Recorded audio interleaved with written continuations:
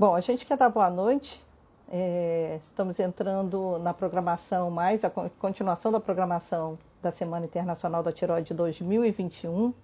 Né? E quem podia imaginar que a gente, um ano depois, estaria de novo aqui nesses encontros. Mas já estou dando aceno para as pessoas que estão entrando. Não sei se vocês lembram, ano passado, deixa eu dar um pedido aqui para o doutor Danilo. Ano passado a gente inaugurou a série de lives aqui no perfil do Departamento de Tireoide, onde a gente passou uma semana conversando, trocando ideia. Boa noite, doutor Danilo. Deixa eu ajeitar aqui a minha tela para poder subir um pouquinho aqui, para poder ela ficar melhor. Pronto. Esperar a doutora Carolina entrar. Deixa eu ver se a doutora Carolina já está por aqui. Deixa eu ver. Eu estava lembrando para o pessoal que a gente lembra ano passado, né? O que aconteceu? A gente estava por aqui, ano passado, fazendo aquela semana de lives, aquela semana de bate-papo, né? E a gente está um ano depois, esperando que a pandemia passe, mas a gente está por aqui de novo, né? A doutora Carolina chegou. Queria dar boa noite. Doutora Carolina já está entrando, mas a gente já vai dar boa noite para você, doutor Danilo. Boa noite, Cris. Boa noite a todo mundo que está acompanhando a nossa live. A gente poder tirar um pouco de dúvida sobre o hipertireoidismo, como isso afeta o coração e outras perguntas que surgir também. Boa noite, Carol. Acabou de entrar aqui. A doutora Carolina acabou de entrar aí. Oi, Danilo. Tudo bom? Cris. Boa noite, pessoal. Sejam bem-vindos aqui à nossa live.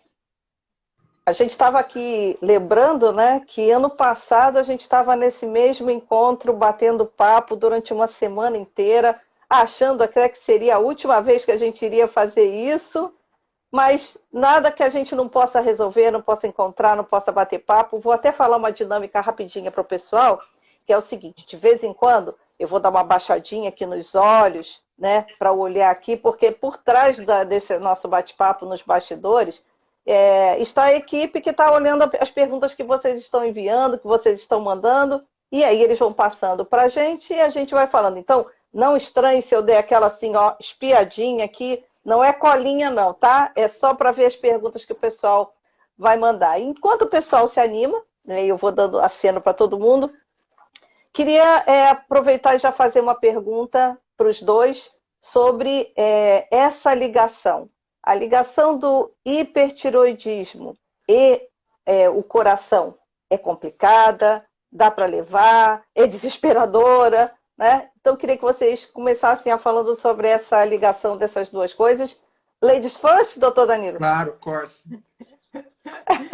Bom, então vamos lá. Bom, a tireoide, ela, começar falando quem é, vamos apresentar a tireoide hoje, né? É o Dia Internacional, então hoje é o aniversário da tireoide. E a tireoide é uma glândula, né? Tem até uma tireoide aqui para mostrar. Ó, a tireoide é uma glândula que fica aqui no nosso pescoço, então é uma glândula pequenininha e ela produz, né, os dois hormônios T3 e T4, que são os hormônios essenciais para o funcionamento do nosso organismo. E a tireoide, ela funciona, os hormônios da tireoide funcionam literalmente, né? Do fio de cabelo até a unha do pé, e ela vai agir no nosso corpo todo. E tem essa relação íntima com o coração também. Então, os hormônios da tireoide, o T3, o T4, principalmente aí o T3, ele vai ser o hormônio nosso, é o hormônio ativo. Então, ele está relacionado com batimento cardíaco, frequência cardíaca, praticamente todo o funcionamento do coração tem influência desses hormônios tireoidianos. Então, tanto o excesso, que seria o hipertireoidismo, como a falta da produção desses hormônios, que seria o hipotireoidismo, vão exercer influência nesse coração. Então, ou acelerando, exagerando tudo isso, ou desacelerando, diminuindo frequência, interferindo ali nos vasos do coração. Então, essa é a principal ação do hormônio da tireoide no coração. Então, é uma relação íntima, é uma relação, quanto mais hormônio, mais estímulo, quanto menos hormônio, menos estímulo vai ter no coração. Doutor Danilo, a gente precisa ter DR com os hormônios, né, da tireoide e o coração? A Carol falou muito bem. Então, é importante entender que a glândula tireoide ela controla o nosso metabolismo. Situações de falta de hormônio, como o hipotireoidismo, vão trazer repercussões. E o excesso de hormônio também. Então, é importante que o paciente tenha algum problema de disfunção tireoidiana, que a tireoide não está funcionando adequadamente, sempre ter essa conversa com o endocrinologista e algumas vezes vai ter que envolver o cardiologista também. Nós temos situações como o hipertiroidismo exacerbado, pode levar a graves arritmias. Então é importante ter essa conversa e a gente sempre avaliar. E mesmo o hipotiroidismo, a falta do hormônio da tireoide no coração, pode favorecer a aterosclerose, que são aquelas placas de gordura. É importante a gente sempre estar atento a essas questões.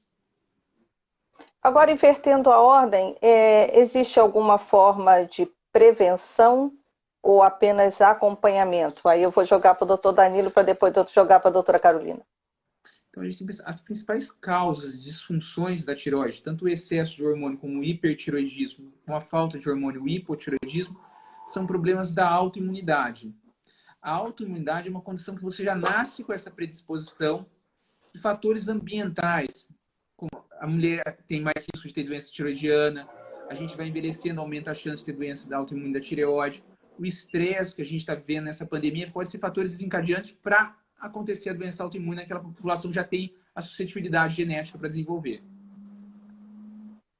Eu vou aproveitar que o pessoal já se animou e já colocar algumas perguntas. A Juliana, que já mandou uma pergunta, ela disse que em 2017, com 40 anos, ela descobriu um câncer de tireoide. Na mesma semana, fez os exames nos meus 3 filhos e a minha filha de 10 anos estava com o mesmo, o diagnóstico.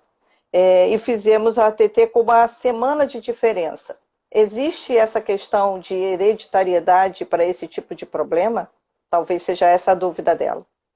Carol. Bom, aí vai depender do tipo de câncer de tireoide, né, Cris? Existe o câncer medular, ele tem uma relação com essa questão familiar mais importante até do que o carcinoma papilífero ou o carcinoma folicular.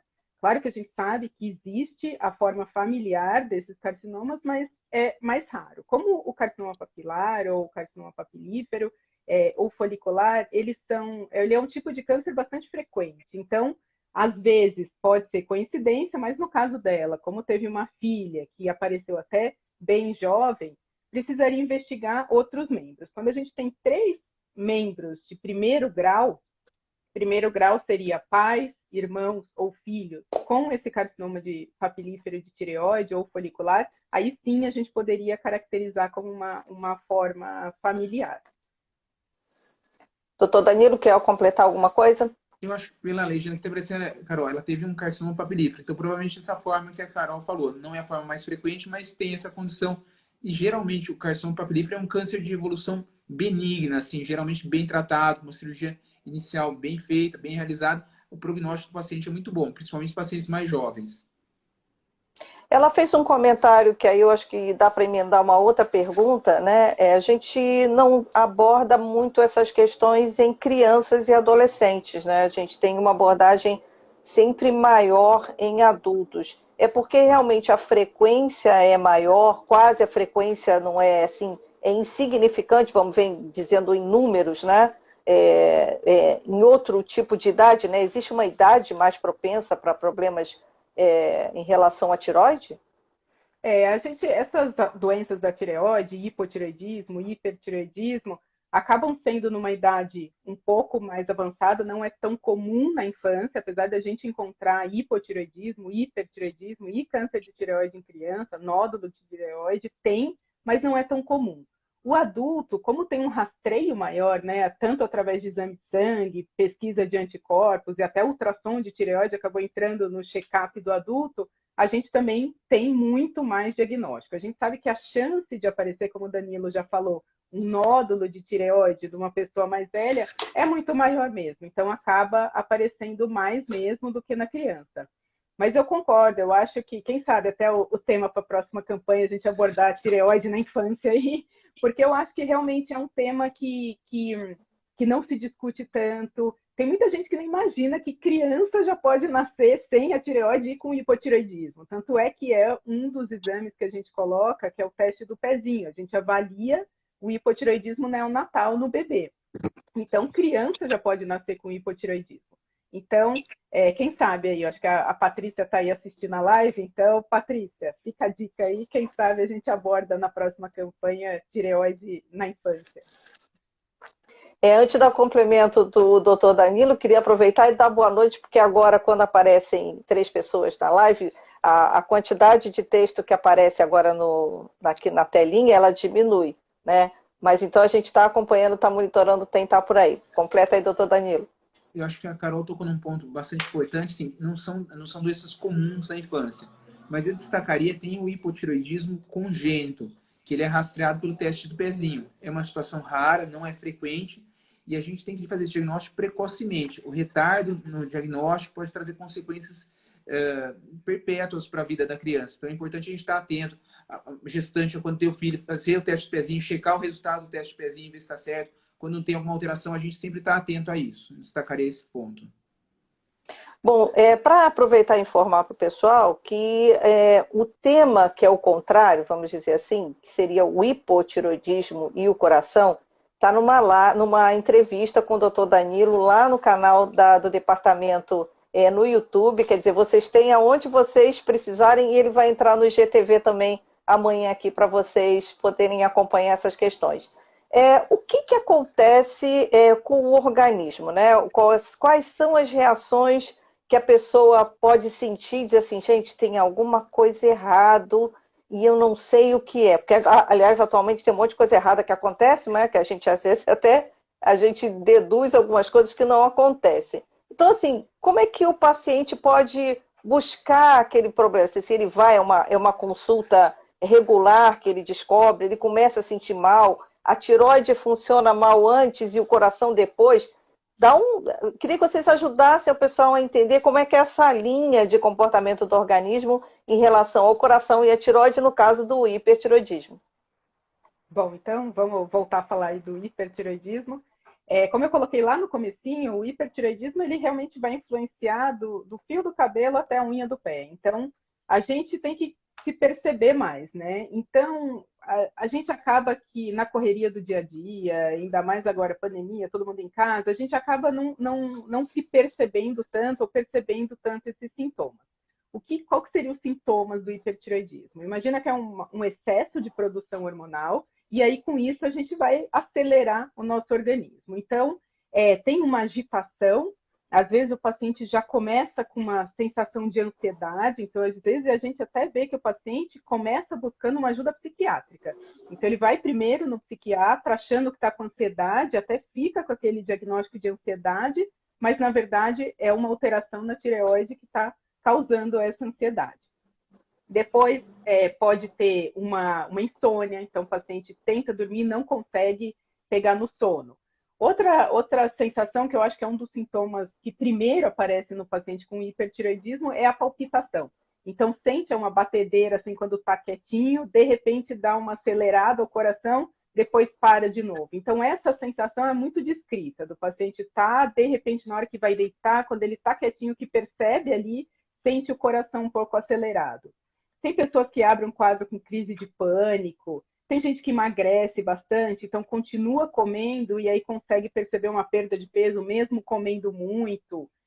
Suor, calor, o intestino mais solto, então diarreia pode aparecer. Então esses são os sintomas principais, assim. Mas eu acho que agitação, insônia e palpitação, pelo menos é o que eu noto mais. Você também percebe isso, Danilo? O que você nota mais, assim, os sintomas iniciais?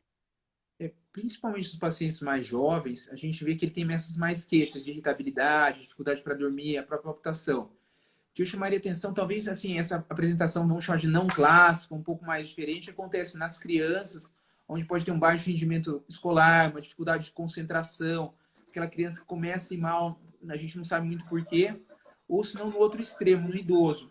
Algumas vezes no idoso aparece uma arritmia que a gente chama de fibrilação atrial, já é uma primeira manifestação do hipertireoidismo. Então, a gente tem esse quadro clínico clássico que geralmente no adulto jovem, que vai apresentar mais o que a Carol falou, de emagrecimento, aumento do trânsito intestinal, a insônia, a palpitação, e talvez na criança e no idoso a gente procurar um quadro um pouquinho mais diferente. Algumas vezes não é tão clássico, não lê o mesmo livro, a gente brinca.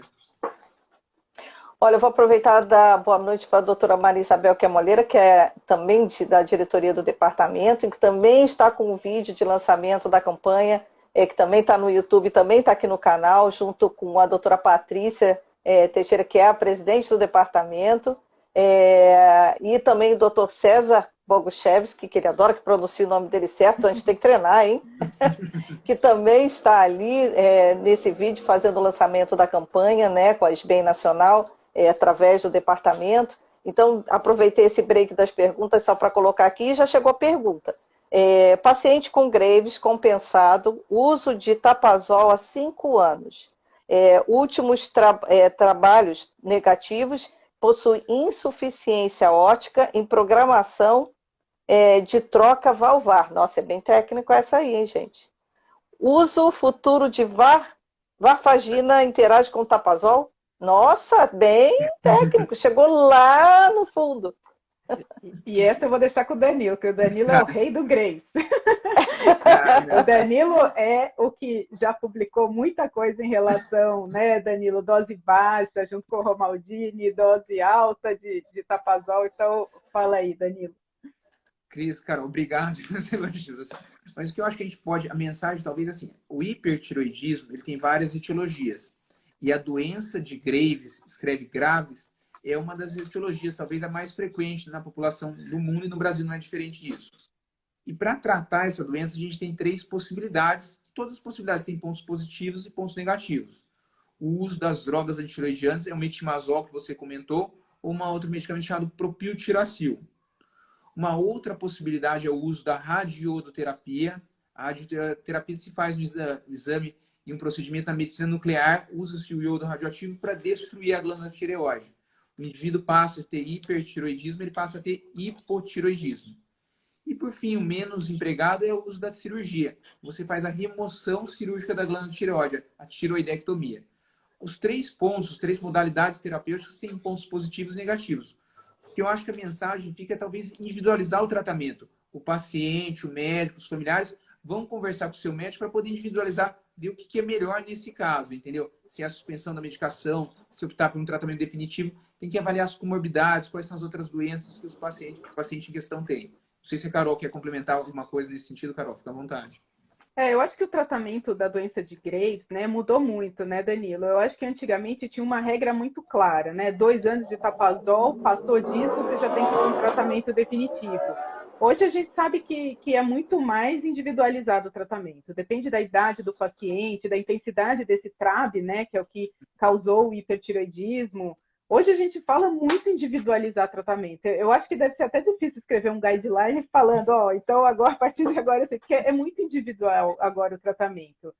E eu acho que o Danilo tem experiência tanto com uma dose baixa a mais longo prazo, né? Então, assim, eu acho que a gente, como o Danilo falou, a gente precisa ver as comorbidades, como a gente sabe que existe essa doença cardíaca associada, vamos ver qual doença cardíaca esse paciente tem. A gente sabe que o hipertiroidismo não está só ligado com a fibrilação atrial, mas está ligado com insuficiência cardíaca, com risco maior dos eventos cardiovasculares, como AVC, até risco de mortalidade está aumentado. Então, vamos avaliar o risco cardíaco desse paciente também, para decidir, né, Danilo, se vale a pena fazer um tratamento definitivo para esse paciente ou se ele está respondendo bem ao antitiroidiano. Acho que tudo isso a gente tem que colocar mesmo na balança.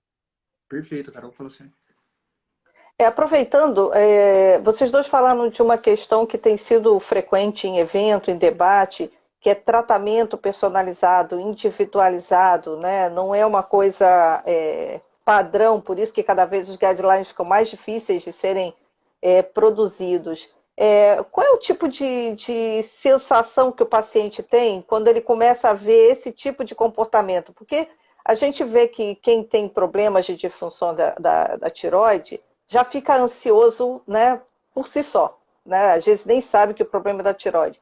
Mas quando ele passa a saber que ele vai ter um tratamento de acordo com o que ele tem, o que ele sente, ele se sente melhor? E assim, isso é possível fazer em questões de disfunções tireoidianas? Carol, fica à vontade, velho. Cris, olha, eu acho que às vezes o paciente se compara muito com as outras pessoas. Então, quando descobre o problema na tireoide, primeiro, ele já vai fazer uma busca no Google, já vai conversar com a vizinha ou vai conversar com a amiga que tem. E, às vezes, você propõe um tratamento e fala, não, mas minha vizinha fez o iodo radioativo. Por que eu não vou fazer o iodo radioativo? Por que no meu caso, a gente vai acompanhar?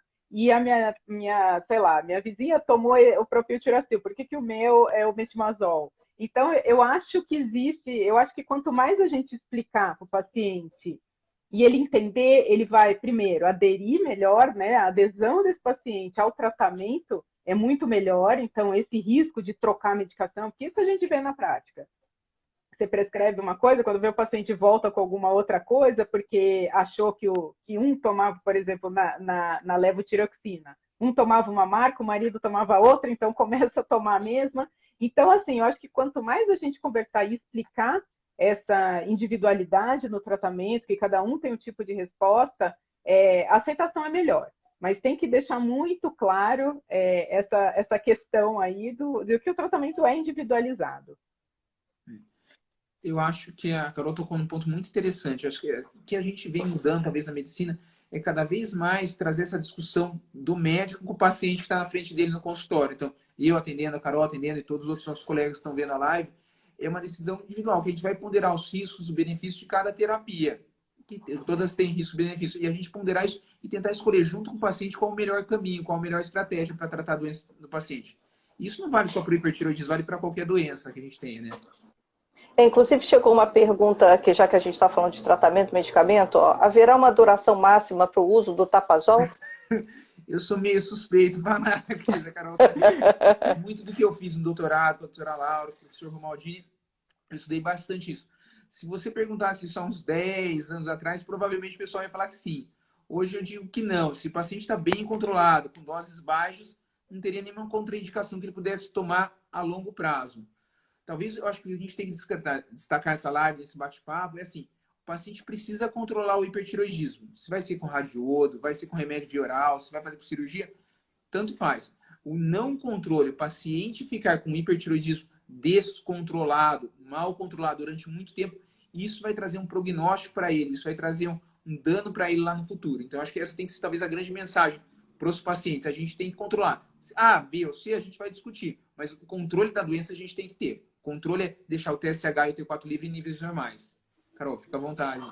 Perfeito, eu acho que você falou exatamente o que precisava ser dito. Danilo, a gente, às vezes, assim, a gente tem que focar porque esse hipertireoidismo, ele traz muita consequência ruim para o paciente, né? E eu acho que o objetivo dessa campanha é justamente esclarecer os problemas cardíacos envolvidos. E a gente sabe que tem bastante problema cardíaco, principalmente quanto mais baixo for esse TSH e mais longo prazo for isso. Então, a gente insistir no tratamento e o paciente tem que fazer acompanhamento. Doença autoimune é uma doença que dificilmente cura. Então, apesar do Graves, às vezes, conseguir controlar, dependendo do tratamento que a gente faz, é algo que precisa ser feito continuamente. Eu acho que agora, na pandemia, a gente teve um problema muito grande, né, dos pacientes abandonarem, ficarem aí um ano e meio sem aparecer, e tudo meio descompensado, até porque a gente sabe que o peso pode influenciar na dose de reposição hormonal, então volta, está tudo descompensado. Então, o Danilo falou aí uma frase assim que o mais importante é a gente controlar. Qual via que a gente vai fazer isso é individualizada, depende da doença de base que levou a esse hipertireoidismo, qual a dose da medicação que está usando, então qual medicação vai usar. Acho que isso realmente a gente tem que ver disponibilidade do local, como que esse paciente vai fazer o acompanhamento, qual tipo de sequela cardíaca já que esse paciente tem. Acho que tudo isso a gente tem que levar em consideração, mas o importante é acompanhar, tratar e deixar esse TSH aí, os hormônios, num nível bem normal mesmo. Eu vou aproveitar e responder, porque pediram para falar da amiodarona, eu vou pedir para vocês assinarem. Sabe aquelas frases que todo mundo faz? Inscreve-se no canal, ativa o sininho, não sei o que, não sei o que mais. Façam isso lá no canal do departamento no YouTube, porque já tem uma matéria, uma entrevista toda explicando sobre isso. E assim que entrar no canal, se vocês estiverem inscritos, vocês vão acompanhar as informações. Aproveitando isso que a doutora Carolina falou, doutor Danilo, então o tema da campanha, que é a hashtag dose certa, é esse o caminho que está se procurando? Sim, exatamente. Acho que foi muito feliz esse tema esse ano. Essa dose certa, o que é? A gente tem que controlar, seja o hipertireoidismo ou o hipotireoidismo, a fim de não causar malefícios. Uma vez controlado, não tem problema nenhum, seja na gestação, seja na infância, seja no idoso. Mas uma vez que não está controlado, e a Carol falou muito bem, a gente tem um período de pandemia, onde as consultas, seja no Sistema Único de Saúde, no SUS ou no ambulatório privado, no consultório privado, diminuíram, a gente tem que estar atento a isso. E pequenas variações, aumento de peso, omissão de doses, o paciente não toma dose regularmente, isso vai trazer consequência a longo prazo. Então, eu acho que chama bastante atenção nesse sentido. Bom, deixa eu começar aqui. Chegaram várias perguntas agora em bloco, né? Tem uma pergunta: haveria uma duração máxima para o uso do Tapazol em baixas doses? Acho que essa o Danilo já respondeu, né? Já respondeu? Já. Amidarona. O que vocês acham do uso do T3 para hipo alta? Aí terminou. Acho que faltou o junto. Ficou um junto sozinho dali da pergunta. Então, o que vocês acham do uso do T3 para hipo quando ela está alta? Bom, eu acho que o hipo é na quinta-feira. Vamos jogar batata quente para a Bel. Mas eu quero fazer uma observação aqui muito importante. O T3, ele é o nosso hormônio ativo. Então, assim, a nossa tireoide, ela produz mais o T4 e 20% aí o T3. Para entrar na célula e fazer a função, o T4 ele é transformado no T3. E aí esse T3 aí que ele vai entrar na célula vai começar a expressão dos genes que vão levar toda essa ação que a gente falou, de coração, unha, cabelo, intestino, enfim, tudo isso. Quando a gente dá esse hormônio, que hoje em dia aqui no Brasil só existe em formulação, esse T3 vai entrar direto na célula e vai agir ali. Então, a gente tem que ter muito cuidado com essa concentração, porque o corpo não vai filtrar esse T3 mais. Ele vai entrar, vai agir, vai exercer toda a função. Então, como a gente ainda não tem uma dose segura, uma medicação controlada, um controle de qualidade para a produção desse T3, é muito arriscado a gente usar essas formulações T3 e T4. Além disso, eu acho que o Elton e a Bel vão comentar isso na quinta-feira, que eu tenho certeza que essa vai ser a pergunta que mais vai prevalecer lá. A gente ainda não tem estudos assim comprovando a superioridade do uso de T3 associado com T4, sendo muito superior ao uso do T4. O que a gente tem é muito mais segurança do T4 sozinho. Então, a gente tem visto casos de hipertireoidismo de paciente que é prescrito esse uso do T3, tanto para perda de peso, que isso é um absurdo, essa prescrição, como assim, mesmo o tratamento de hipotireoidismo. Então, o excesso desse T3 nessas fórmulas causa um hipotireoidismo. E isso pode ser risco de arritmia, risco de tudo que o hipertireoidismo faz, esse excesso do T3 e do T4 também pode acontecer. Então, a gente tem que tomar muito cuidado com prescrição de T3 e T4, principalmente com as indicações que estão sendo feitas aí com uma suspeita de um hipotireoidismo, que é comprovado com temperatura, que o exame laboratorial realmente não está comprovando que tem um hipotireoidismo. Então, a gente tem que ir com muita cautela nisso, porque o risco tem sido muito maior do que realmente o benefício para esses pacientes. Pelo menos por enquanto a gente não tem uma formulação segura ainda do T3 junto com o T4. Eu vou passar a outra pergunta, as outras perguntas também agora eu vou jogar para o doutor Danilo, mas eu queria só dar uma dica para vocês daqui. A gente estava falando sobre o canal do YouTube, mas aqui também no Instagram, vocês podem ativar um sininho que tem no perfil. Se vocês acionarem esse sininho que tem no perfil do departamento, vocês vão também receber notificações quando o material entrar. E olha que essa semana o que não falta é material. Depois a gente até vai contar sobre isso também, né? A gente já falou qual a dose máxima do Tapazol. Quais as principais consequências do hipertiroidismo? Essa é uma questão, acho que básica e muito importante, né? A gente acabou falando um pouco dos sintomas, mas não falou das consequências. As Exato. consequências, principalmente no longo prazo, seriam dois órgãos que são mais danificados ou mais prejudicados. O coração, que hoje é o tema da campanha, a gente está dando bastante ênfase nisso. Então, quanto mais tempo o paciente ficar em hipertiroidismo é o hipertiroidismo não controlado. Aquele hipertiroidismo, o paciente está com TSH suprimido e T4 livre alto. Ele aumenta a chance de ter problema cardíaco lá no futuro. Arritmias, problema no coração, no funcionamento do coração. E o osso. O hipertireoidismo vai levar ao que a gente chama de uma osteopenia, uma osteoporose. O osso fica mais fraco, aumenta a chance de fraturas isso. Então a gente tem que tomar bastante cuidado. Então, esse paciente jovem que está em hipertireoidismo, a mulher na pós-menopausa, eles teriam esses dois órgãos como principais prejudicados ou principais alvos do hipertireoidismo no sentido de consequências a longo prazo. Bem, como você falou de duas épocas das mulheres, eu vou aproveitar que tem uma pergunta sobre gestação, né? A doutora Raquel pediu para falar sobre o hiper na gestação e se pode ficar com o TSH baixo durante o período, toda sem AC positivo e T4 normal. O que pode ser feito? O que deve ser observado? Bom, a gestação é outro período à parte na vida da mulher e que o controle da função tiroidiana é muito importante também. Então, tanto na fertilidade da mulher ou casos de infertilidade, a gente sempre tem que investigar a tireoide para ver se não é uma questão da produção hormonal que está levando a essa infertilidade.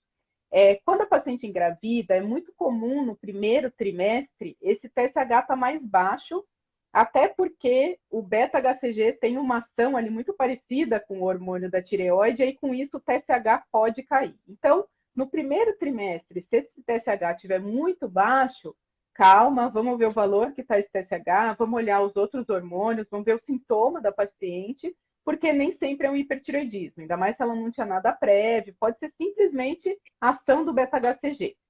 Agora, se durante o segundo e terceiro trimestre esse TSH continuar muito baixo, aí a gente tem que avaliar se realmente tem necessidade de tratar o hipertireoidismo, tá? Eu vi que tem alguma coisa de Tem, já chegou mais alguma pergunta. A gente emendou a gestação e chegou a pergunta de gestação, mas aí já é depois, né? A gente precisa ver qual anticorpo que é esse, Raquel. Assim, se for TRAB é um anticorpo que na gestação deixa a gente de cabelo em pé, porque o TRAB pode estimular a tireoide do bebê também, então tem essa passagem, né, pela placenta, então a gente tem que até programar a gestação dessa paciente, quanto só valores de TRAB baixinho, a gente pode deixar a paciente engravidar, porque senão realmente pode ser uma gravidez complicada. Agora, os outros anticorpos, né, principalmente o anti-TPO, ele dá mais problema quando é hipotireoidismo. Então, o ajuste hormonal a gente tem que fazer mais no caso do hipotireoidismo. Então, o hipertireoidismo é basicamente no primeiro trimestre a gente descartar que não seja alguma coisa fisiológica ou natural da gravidez, e o segundo e terceiro trimestre a gente vê se realmente precisa entrar com medicação, com o antitireoidiano. Hoje a gente sabe que a gestação protege até o bebê um pouco mais do que o próprio hipotireoidismo na gestação, então níveis de TSH um pouquinho mais baixos até são aceitáveis durante a gestação e nem sempre, não necessariamente a gente precisa usar esse antitireoidiano ali, se esse TSH estiver principalmente entre 0,1 e 0,5, é mais tranquilo a gente acompanhar. Doutor Danilo, aproveitando as perguntas, que algumas coisas que acho que bate da dúvida de todo mundo, tem uma pessoa que fala assim, eu tenho arritmia, né? Na hora que ela fala, eu tenho arritmia, será que ela está com algum problema de tireoide? É preciso investigar para saber se isso tem alguma coisa ligada a problemas na tireoide ou alguma coisa? Você acha que ela tem que investigar isso? Como é que ela acompanha? A arritmia cardíaca é um grupo grande de doenças. Então, a arritmia seria um capítulo e tem várias arritmias, vários tipos de arritmia. Existem alguns tipos de arritmia que estão ligados a problemas da tireoide, principalmente ao hipertireoidismo, ao excesso de hormônio. Mas isso talvez o cardiologista, o paciente endócrino, dosando os hormônios tireoidianos, a gente pode ver se é um problema da tireoide ou não. E a gente avaliar esse grau que está afetando ou não. Então, talvez a ideia é fazer um exame laboratorial, o TSH e T4 livre, e isso vai nos nortear se tem relação com a tireoide ou não. Enquanto eu estou olhando uma outra perguntinha, vou aproveitar e fazer uma outra pergunta que surgiu nas conversas, porque assim, não adianta a gente só trabalhar, né, na área, a gente tem que também entender o que a gente faz de errado, o que a gente tem que ajustar, e a própria equipe acompanha, porque assim, minha mãe teve isso, né, e não vamos fazer a recomendação que a gente faz é o que a gente faz, a gente volta para os especialistas para saber. A forma de tomar a medicação, ela tem alguma forma específica que as pessoas têm que seguir como orientado numa consulta? Não, Cris, Quer falar, assim, Daniel? é diferente. Por exemplo, quando a gente trata o hipotireoidismo, a Carol comentou, a gente usa a levotiroxina. A levotiroxina é um medicamento, tem várias marcas no mercado, mas tem que ser tomado sempre em jejum e esperar pelo menos 30 minutos para se alimentar, porque isso muda a absorção. Os remédios para tireoide, o metimazol e o propiltiracil, eles não têm essa condição de ter que ser tomado em jejum. Geralmente, o metimazol é tomado uma vez por dia. Em situações que o paciente está muito descontrolado, você pode fracionar a dose. O propiltiracil, esse sim, a gente usa 2 vezes por dia. Mas não precisa estar em Olha, chegou jejum, uma, alguma coisa nesse sentido, não. tá, chegou uma pergunta que eu vou aproveitar também o gancho sobre hipersubclínico. Vou falar para vocês que também no canal e também aqui no IGTV tem uma entrevista sobre as disfunções tiroidianas, né, hipotiroidismo subclínico e hipertiroidismo subclínico com o Dr. Sgarbi. Então a gente aproveita e já faz o marketing das coisas todas. É quase um cross-media aqui que a gente faz, né? Então perguntou, o hipersubclínico também aumenta risco de arritmia e baixa massa óssea? Carol, você fala.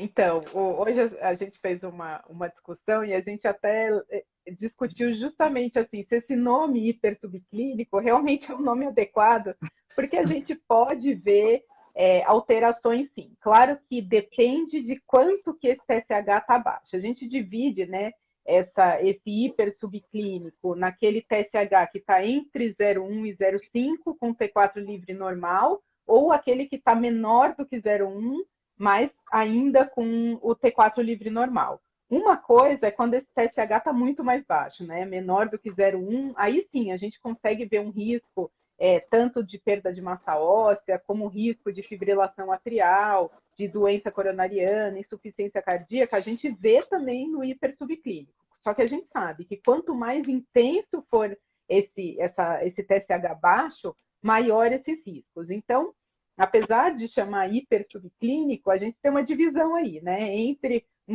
talvez um subclínico A, um subclínico B, e que um tenha um pouquinho mais de intensidade do que o outro. Mas sim, já tem, né, algumas sequelas ósseas, já pode aparecer no hipersubclínico. E a mesma coisa em relação a sintomas, né? A gente já percebe que o paciente que tem um TSH abaixo de 0,1 com T4 livre normal, às vezes ele já tem algum sintoma de palpitação, e com isso pode realmente aumentar o risco de ter fibrilação atrial também no hipertireoidismo subclínico. E esse TSH que fica entre 0,1 e 0,5, os sintomas realmente são mais leves mesmo. Mas já tem gente que já Olha, começa a sentir. vou dar uma boa noite que o Dr. Gustavo Caldas entrou e mandou parabéns para vocês dois, dizendo que vocês estão arrasando com as perguntas. Aliás, a tabelinha tá boa. Um fala, o outro passa para o outro. A gente nem ensaiou. Aliás, a gente ensaiou um pouquinho, né? A gente não ensaiou tanto assim. Já acho que já é no fluxo bom desses nossos encontros, porque ano passado eram 2 pessoas, esse ano acho que esse bate-papo é quase como se a gente tivesse tomando um café, né, batendo papo, vendo as outras pessoas perguntando, fica muito mais, acho que fica até mais gostoso. E o canal do YouTube, respondendo para quem perguntou, é Tiroides Bem, é só colocar lá para facilitar a busca, coloca Tiroides Bem, Departamento de Tiroide, que vocês são direcionados e é só se inscrever lá. Queria aproveitar que a gente agora já está chegando na nossa reta final, já estamos nos 40 minutos. O que vocês dariam como conselho para as pessoas, né? Estou com problema, estou achando que estou desconfiada que é alguma coisa, né?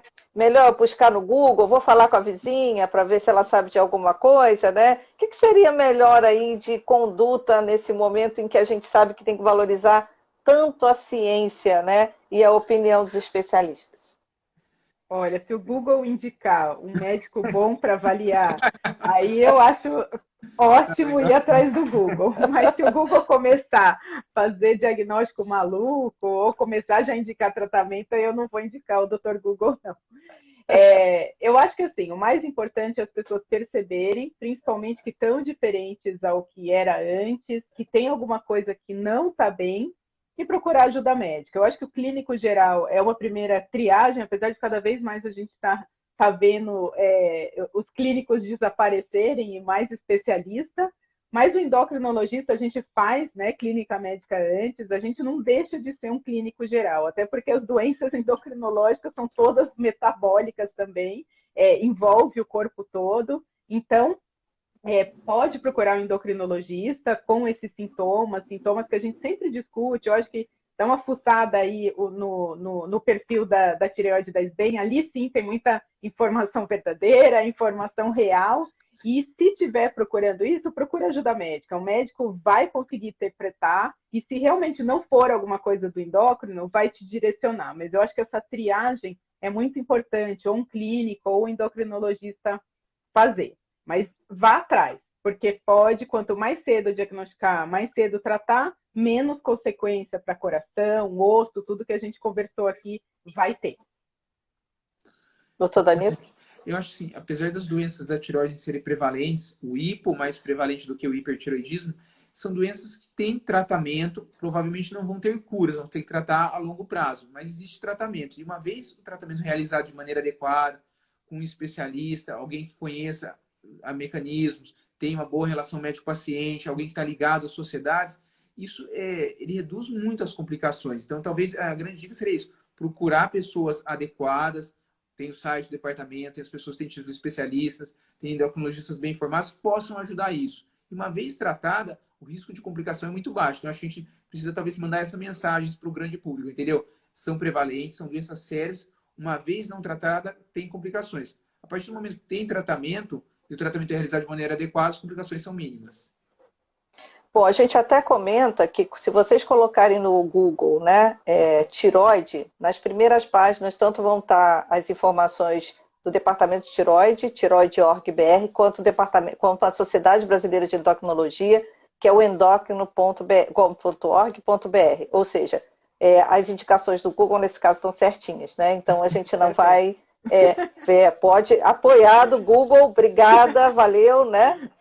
Vou aproveitar também, olha, tem uma pergunta de uma audiência aqui, Vitória, que tem 16 anos. Ela disse que tem hipertiroidismo de Hashimoto e tem Hashimoto, e quais são os riscos dela, né? Especificar melhor aí a colocação que ela fez. É tireoidite de Hashimoto, certo? Geralmente a tireoidite de Hashimoto não é causa de hipertiroidismo, é causa de hipotiroidismo. Geralmente, quem causa o hipertiroidismo é uma doença autoimune também, como a tireoidite de Hashimoto, mas chamada doença de Graves. Entendeu? Só fazer um comentário. Tem uma paciente, Carol, que mandou um elogio para você aqui. Eu vi nas linhas subiram e encontrou você pelo Google. Procurou no Google, achou você no Instagram e está gostando muito do tratamento. Eu não perdi o nome. Tá vendo? É um elogio aqui. E a gente estava aqui reclamando do Google. Deixa o Google trabalhar direitinho também, né? Desculpa, Google. Eu tenho que falar que realmente tem vários pacientes que acompanham aqui comigo, porque foi o Dr. Google, nosso colega, que às vezes trabalha bem também, que indicou. E na verdade, gente, às vezes até dividido, enquanto eu vou ler mais duas perguntinhas aqui para encerrar, às vezes acontecem algumas coisas que vocês não imaginam, como, por exemplo, hoje chegou um e-mail de uma mãe que estava precisando de uma ajuda enorme. A gente repassou esse e-mail para os especialistas, esses que a gente carrega com carinho de vocês, e se prontificou a ajudar, resolver, indicar, orientar, né? Então, assim, nem tudo é tão distante. É por isso que essas lives aqui são gostosas para a gente bater papo, para vocês verem que eles não estão tão distantes aqui, eles estão pertinhos, a gente brinca, a gente conversa, esclarece dúvida. Então, esse espaço é muito bom para a gente fazer isso, né? Então, eu queria só dar esse alô para vocês, que vocês sabem que vocês podem contar demais com os endocrinologistas do país, que trabalham de uma forma muito séria, trabalhando com a ciência, respeitando a ciência, né? Que é isso que a gente precisa atualmente. Vou fazer mais duas últimas perguntinhas para a gente encerrar. Eu já fui diagnosticada, faço tratamento, tomando medicação Levote, comecei com 50 gramas e agora estou tomando 88 gramas. E faço a medicação para acompanhar a pressão. Acho que ela não terminou a frase dela. Por essa pergunta, por essa colocação, vocês conseguem entender o que ela pediu? Eu acho que ela quis falar, ela tem, na verdade, um hipotireoidismo, né? E aí a dose que vai aumentando. Eu acho que isso é uma dúvida frequente que existe, né? Se precisa ficar aumentando a dose, até quando vai.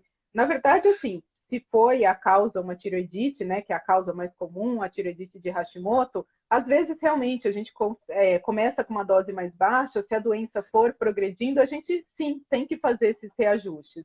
É uma coisa natural, por isso que tem que fazer o acompanhamento.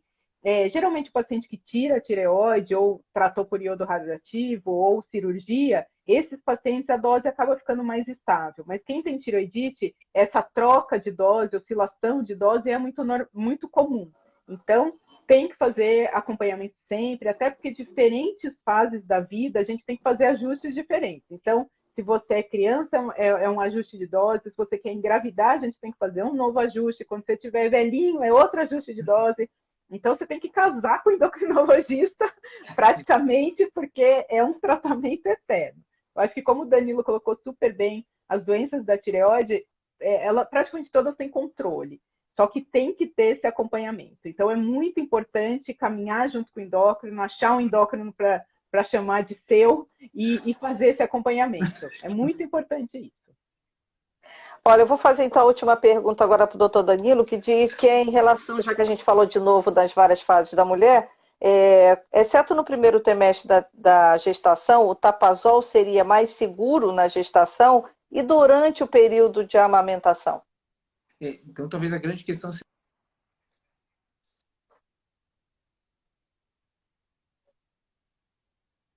Deu uma congeladinha. Voltou, doutor Danilo. Não, congela. O paciente está usando, tem diagnóstico de hipertiroidismo e ela está gestante.